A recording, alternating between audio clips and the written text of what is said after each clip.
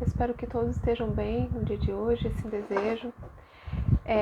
Vamos dar continuidade ao texto, né, que eu trouxe, o meu estudo sobre a psicanálise, né? Vamos aqui na parte 3 desse meu estudo.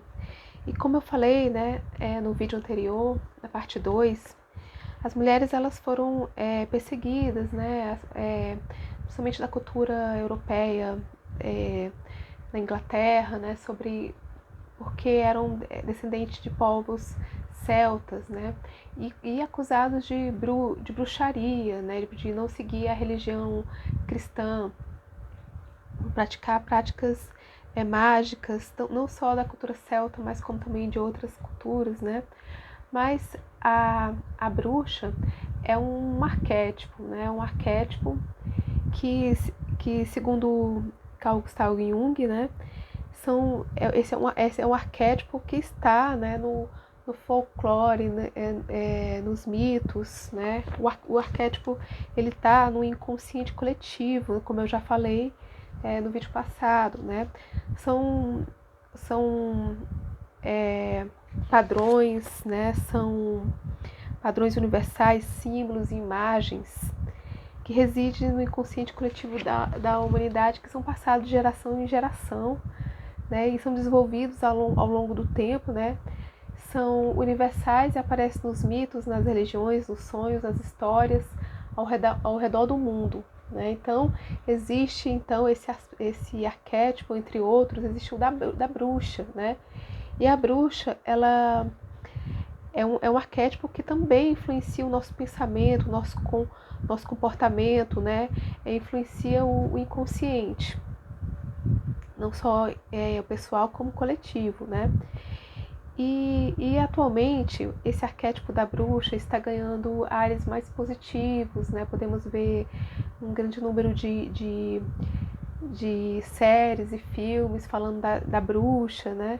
Até é mais desejada, né? Muito diferente do que era visto na Idade Média, porque qualquer coisa que tivesse ligado à bruxa era perseguido, havia uma perseguição, era temido, né? Considerado demoníaco, né? Então, a bruxa representa nos mitos mulheres selvagens, mulheres independentes e também curandeiras e sábias, né? Aí, para entender esse arquétipo da bruxa, eu fui ler o livro Mulheres que Correm com os Lobos, né? Clarice Pinkola-Estés, que é uma psicóloga junguiana, né? E também escritora. E ela vai mostrar como esse arquétipo da bruxa, a qual muitas mulheres foi perseguida no passado, né? É exatamente onde está a cura, né? Digamos assim, não propriamente, digamos, a cura, mas o resgate do poder, né? Do poder feminino. A bruxa, esse aspecto selvagem do feminino, é uma força, né? Que ela vai dizer, a autora, que tem um forte valor psíquico que exatamente nos liga ao feminino, né? Esse é o feminino mais selvagem. E traz assim a cura porque são forças selvagens e vitalizadoras para a psique feminina. Então foi no rastro dessa mulher selvagem e nas suas vivências e através dos mitos, das histórias de povos antigos que a autora, a Clarice Pinkola-Estés, ela teve esse acesso, né, não só através dos seus trabalhos terapêuticos, né, mas teve acesso a esse inconsciente coletivo das mulheres, né, teve contato com o selvagem, do feminino. E ela começou a sua jornada atrás dessa bruxa, né, nos mitos e histórias dos povos antigos, nos Estados Unidos em 1960. Segundo ela foi no rastro da matança dos lobos. Né? Ela percebeu que a perseguição feita às mulheres é muito parecida com a perseguição feita aos lobos. Né? Então ela foi no rastro da matança dos lobos. Ela foi entre o México e os Estados Unidos, né, num deserto, onde ela conheceu muitos mitos, entre eles o mito da La Loba, uma mulher que era loba e vivia no deserto e era capaz de dar a vida. Depois ela foi adentrando no sudoeste dos Estados Unidos, ela conheceu a Laquissabe, que havia criado as mulheres a partir de uma ruga da sola do seu pé. E por isso diziam os antigos: as mulheres são criaturas cheias de sabedoria, feitas da sola do pé que tudo sente. Então são mitos, são religiosidades, são poesias, são que trazem, né, essa mulher selvagem, essa mulher que está na curandeira, né? E não vive no aspecto da intelectualidade, da civilização, mas está ligada a forças inconscientes, né?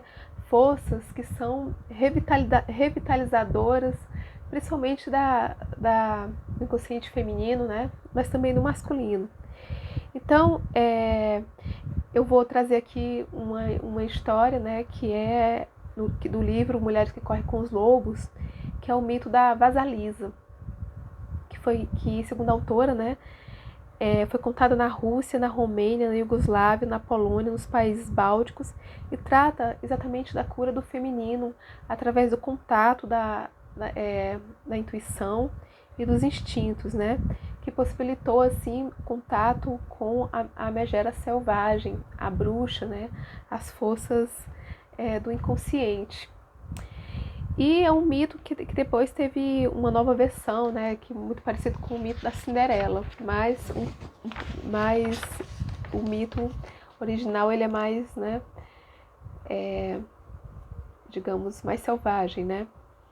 Então, o mito ele inicia com dois aspectos da psique feminina, que é exatamente a boazinha demais e a sombra da boazinha demais, né? A sombra, que é o outro lado da moeda, onde está o inconsciente, as forças inconscientes, que é a megera castradora, né? A sombra é um aspecto nosso, né? Nós assumimos, por exemplo, a persona, né? A personalidade que mostramos para os outros, né? Mas a sombra é exatamente o outro lado, mesmo, digamos assim, o outro lado da mesma moeda, né? Se existe a boazinha demais, existe a megera castradora, né? E o outro lado da boazinha demais, no caso aqui, né? É a sombra, né? É aquilo que está no inconsciente pessoal, que não é mostrado na sociedade, né? Mas ele está lá e ele é capaz de desestruturar o ego, né? Ele aparece como projeções, né? Fortes projeções irracionais. É o nosso lado oculto, né? Então são esses dois aspectos que aparecem no mito, né? Da Vasalisa, né? A boazinha demais e a megera. Então vamos ver como é que aparece isso. Então, vamos ver um resumo da história, né? A Vasalisa, ela vivia com o pai, né, e a mãe boazinha demais, a mãe protetora demais, num ambiente confortável e doméstico, né? Um ambiente, digamos assim, uma zona de conforto, né? A mãe morre, certo? Porém, antes de morrer, ela dá um presente à Vasalisa, que é uma boneca, e diz para confiar no que tudo que a boneca diz, né? Que quando ela estivesse precisando de um conselho, ela pedisse a boneca. E a boneca, ela é utilizada muitas vezes em rituais de magia, né? De feitiços. Ela serve para dar poder àquele que tem, né? Ela é usada como talismãs. São impregnadas de vida de quem as criou, né? E serve para lembrar a pessoa da sua própria força, né? É um tipo de talismã utilizado em rituais de magia. E ela dá essa boneca a boneca como sendo um processo a qual ela deveria confiar na intuição, né? Pois a boneca diria a ela o que fazer, né? Então, ou seja, confiar na própria intuição. Vamos ver isso no decorrer da história. Então, após a morte da mãe, o pai, ele casa com uma mulher megera, que tem duas filhas fúteis e megeras igualmente parecida com ela, né? E logo depois que ele casa com essa mulher, ele deixa Vasalisa sozinha com elas, né? E elas tornam a vida da Vasalisa uma desgraça, né? A Vasalisa começa a ser acossada, né, por tarefas, caprichos, rotinas impostas, fúteis e inúteis, atividades rotineiras, né? Trabalhos que sobrecarga Vasalisa, né? Suga suas energias, tira sua vitalidade, porque são tarefas que nada ajudam no seu processo criativo, na sua própria vida, da sua psique, né? Ela, por ser a boazinha demais, ela realiza todas as atividades, né, sem se queixar, né? Isso retira seu poder, sua vitalidade. Então, em um momento, a Megera, arquitetando a morte de Vasalisa, ela aproveita que falta o fogo na fogueira da casa, né? E pede para Vasalisa ir atrás da bruxa Baba Yaga na floresta, né? Atrás do fogo para acender a lareira. E a bruxa Baba Yaga, ela era considerada ela é temida, né, nesse conto, né, por matar todas as pessoas que se aventuram na floresta. Então, Vasalisa, inocente, vai atrás de Baba Yaga, atrás do fogo, né, para acender a lareira, escutando os conselhos da boneca, né?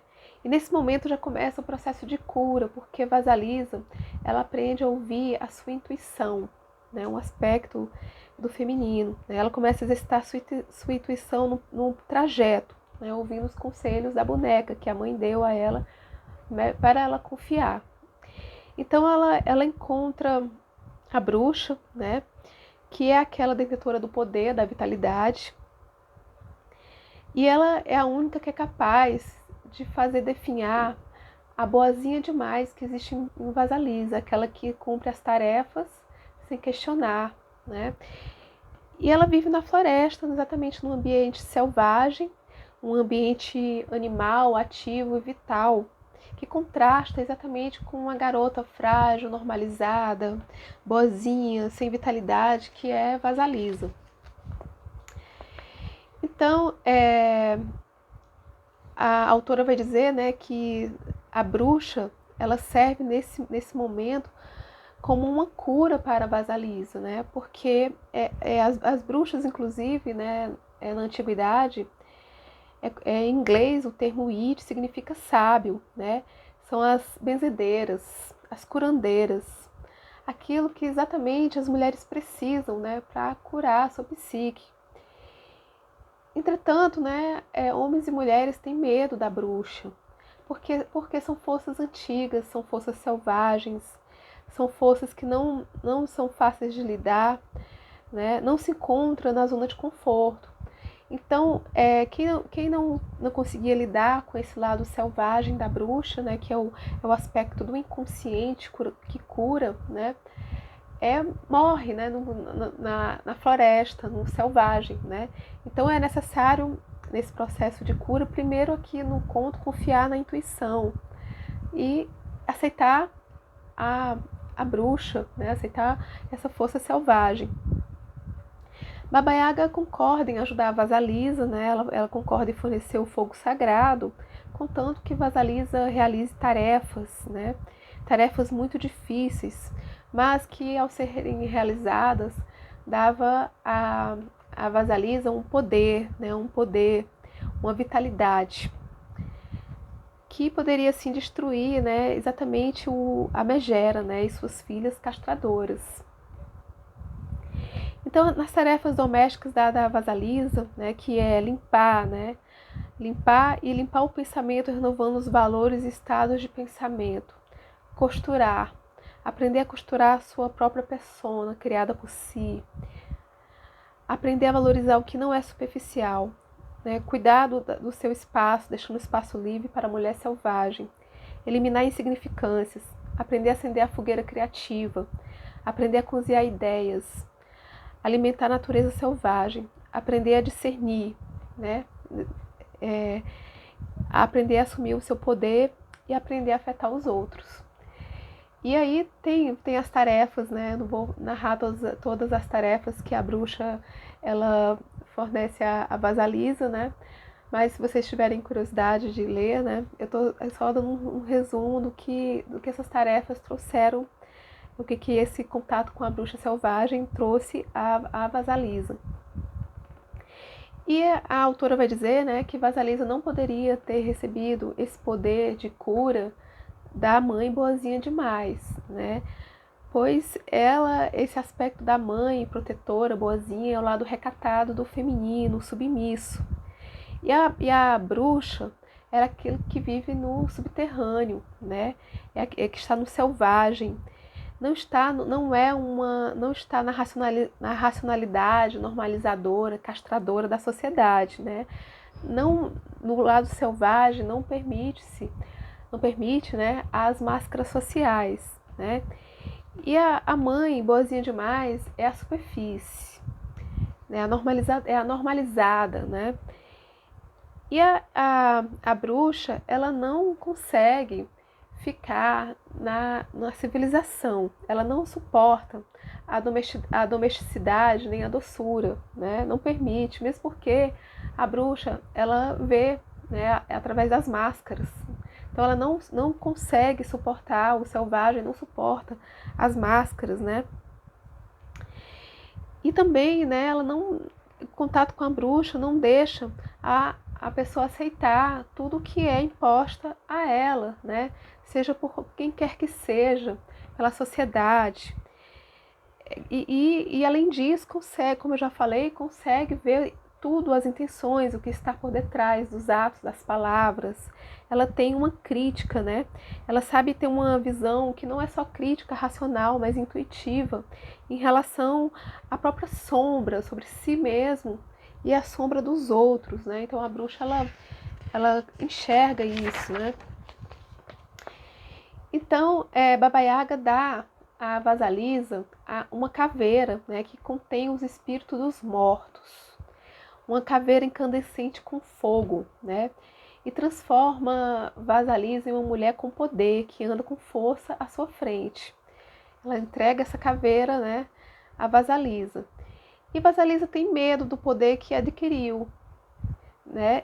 Ela tem medo, mas a boneca novamente diz que ela deve sustentar, né, a caveira. E a caveira dá a Vasalisa o poder de enxergar o que está por detrás das máscaras, né? Esse fogo, essa vitalidade, essa criatividade, dá a Vasalisa o poder intuitivo, né, de enxergar os aspectos dos outros, né? Sejam os tesouros, ou as fraquezas, ou as maldades, né? Então, Vasalisa retorna pela floresta até a sua casa, e nesse momento ela pensa, né, o que a madrasta fez com ela, o quanto ela foi boa e generosa, e o quanto ela foi oprimida, o quanto ela foi castrada, né? O quanto ela teve que trabalhar para satisfazer os desejos fúteis, né? Então a caveira, com seu olhar, consegue destruir, né, esse aspecto. Então esse mito, ele mostra exatamente a psique da boazinha demais e sua sombra, né? E suscita indagações. Como manter contato constante com a mulher selvagem, livre e vital? Com a bruxa curandeira, né? Como ter contato com essa bruxa curandeira? Também é necessário, para a cura, indagar. Estou com fome de quê, né? Sinto falta de quê? O que realmente desejo? O que é útil, o que é inútil? O que reprime as energias vitais? Para concluir esse trabalho, né? Eu vejo que esse mito da Vasalisa, ele mostra as condições de muitas mulheres e homens, né, atuais, que são acossados de exigências, né, exigências na rotina de trabalho, exigências sociais, máscaras sociais, né, são subjetividades que temos que são moralizantes, né, que atuam atualmente nem tanto em relação ao sexo, embora ainda tenha, mas os papéis femininos, os papéis masculinos, na questão do trabalho, das tarefas diárias, né? Então, faz surgir exatamente na psique feminina esses dois aspectos, que é a boazinha demais, que ela é normativa, cumpridora de tarefas rotineiras, fúteis, castradoras, né, da criatividade, da vitalidade, né? E a sombra, que é a megera, que castra não só a si mesmo, como aos outros, né? É um aspecto que não está só nos homens, mas também não só nas mulheres, como nos homens também, certo? E a Baba Yaga, ela é uma força, é a bruxa, né? Ela está nos mitos, nos contos, mas ela é uma força do inconsciente, né? Que também ele é potencializador, é curador, porque é selvagem, porque é vital, né? Está ali em contato com o nosso lado mais animal, mais selvagem mesmo, né? Da natureza, né? São forças obscuras, irracionais e selvagens, que tem sim o seu lado destruidor. Afinal, né, Baba Yaga, ela era uma bruxa que era temida por aqueles que se aventuravam na floresta sem saber lidar com essas forças obscuras, né, por isso temidas. E assim, no texto do Freud, né, ele sobre a histeria, ele traz mulheres castradas do seu poder, da sua sexualidade, desde a infância, né, como tem muitos relatos, né, mulheres normalizadas, mulheres domesticadas, como no caso de Elizabeth, né? É muito parecido com Vasalisa, que é domesticada, dócil, por padrões e exigências da sociedade patriarcal, né? Uma sociedade que é baseada em mitos e tradições, religiosidades, onde predomina o masculino em detrimento ao feminino, né? Como eu já falei, é o Deus que é cultuado, é uma sociedade que valoriza o masculino, tem um culto, né, o culto ao falo, né? E a paciente de Freud que trazemos para analisar, né, a forma como ele a curou, a tratou, ela sofria de recalques, né? Exatamente por condenar os próprios desejos, né, os desejos do corpo, os desejos que ela tinha, e era submetida a uma rotina de exigências que era imposta às mulheres daquele período, né? Que era cuidar dos doentes, né? Cuidar dos outros e colocar em segundo plano a sua própria vida, né? Os seus projetos, seus desejos, suas vontades. E ela mesma, né, acusava a si mesma e se condenava como um juiz, causando dor em si, né?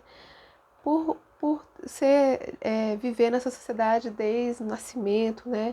Era assim uma condenação inconsciente, né? Que é um reflexo da produção do inconsciente coletivo da época, né? Que ficava castrando as mulheres, né? A esse papel, né? O papel de castrar os próprios desejos e de submeter a atividades domésticas, né? E produziu essa neurose, né, na Elizabeth. E, outra característica, né, como eu já falei, que é uma característica da histeria, da neurose, é o poder excessivo dado ao outro, né? No caso da Elizabeth, o poder excessivo dado ao pai, o poder excessivo dado ao cunhado, certo? A realização de si, né, estava no outro, no externo, no masculino e não nela, né? Também consequência desse inconsciente patriarcal, né? Desse processo de subjetivação que ela foi submetida desde a infância, né? Foi ativada na infância. E atualmente, né, a castração ela não está tanto ligada à sexualidade, né? Ainda está de outras formas, mas não está como na era vitoriana, né? Esse castração tão forte no corpo feminino, né? Como nesse período aqui que o Freud foi tratar suas pacientes, né? Atualmente temos uma suposta liberdade sexual, mas existem outras exigências, né? Exigências da rotina de trabalho, da sociedade do trabalho, né? Que desencadeiam sofrimentos não só nas mulheres, como nos homens também, né? Uma sociedade que opera em rotinas que são rotinas de trabalhos que são igualmente castradoras e causam doenças psicossomáticas em todo o mundo, né? Todas as pessoas. Só que sobre o corpo feminino, a castração é ainda mais forte, né? Por isso, reações inconscientes, por isso dores psicossomáticas, né, problemas físicos, emocionais, se manifestam de forma mais intensa através desses processos de histeria, né? E o corpo e o feminino é sempre alvo de um discurso, né, de uma subjetividade que é sempre o olhar e a análise do masculino.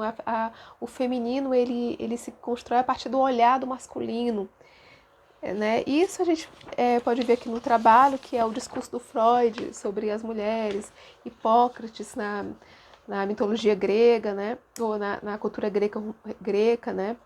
É o discurso científico, são análises também dos padres da Idade Média, né? Atualmente o discurso masculino determina o feminino, né? E o poder feminino das bruxas antigas, celtas, né? Não só celtas, mas de outras culturas, esse poder feminino da bruxa é aquilo que traz vitalidade, poder às mulheres, né? Na cultura celta, por exemplo, as mulheres eram curandeiras, filósofas, pensadoras, sacerdotisas, guerreiras, até chefes de tribo, né? Porque o feminino era celebrado, né? Era celebrado na reverência à deusa, né? Nos mitos, muito diferente na história do Ocidente patriarcal, né? Onde o feminino foi suplantado e enviado para o subterrâneo, né? Vivemos numa sociedade que o masculino, né? Ele é o que é celebrado, né? A cultura romana, a cultura judaica, né? Os mitos ligados às deusas das culturas antigas foi considerado diabólico, né? E depois foi considerado supersticioso, né? Com o surgimento da sociedade científica racionalizada, né? E atualmente há uma retomada do feminino, né? Como eu já falei, através da mídia, né? Das séries, dos filmes, que aflora essa questão da bruxa e tudo, mas assim, será que realmente isso está trazendo uma revolução mesmo na questão da subjetividade feminina, né? Por que os corpos e as sexualidades femininas continuam sendo normalizadas, padronizadas, disciplinarizadas por esse poder, né? Se realmente o feminino estivesse despontando com poder, por que o feminicídio ainda persiste, né? Por que não existem outras formas de ver a sociedade, de ver a questão do feminino? Entretanto, né, podemos observar que na atualidade estão despontando novas e antigas formas de tratar o corpo, né, a alma, que são medicinas que remontam a medicinas antigas, que são chamadas de terapias holísticas, que têm uma visão mais ampla do corpo, da alma, né, que possibilitam uma integração maior das energias masculinas e femininas, né. São inúmeras terapias que surgem, criando novas roupagens, né? São processos de cura naturais, ligadas à natureza, à terra, né? Que integram o feminino e o masculino, que promove o relaxamento maior e fluidez dos recalques, né? E quem sabe essa nova abordagens, elas conseguem lidar com essas forças recalcadas, né? Que sabem amenizar essas repressões, que sabem revolucionar, inclusive, a forma como vivemos em sociedade, né? São, afinal, antigas maneiras de perceber o corpo, a sexualidade e o feminino, né? E são antigas e novas, são novas roupagens, novas criações, né? Mas ainda muito, digamos que, uma sombra, né? Do que poderia ser, né? A sociedade disciplinalizadora, normalizadora e castradora é mais forte no momento, né? Bom, gente, eu finalizo aqui esse curso que eu fiz, esse meu trabalho, certo? Eu agradeço muito por quem se interessou em assistir. Muito obrigada.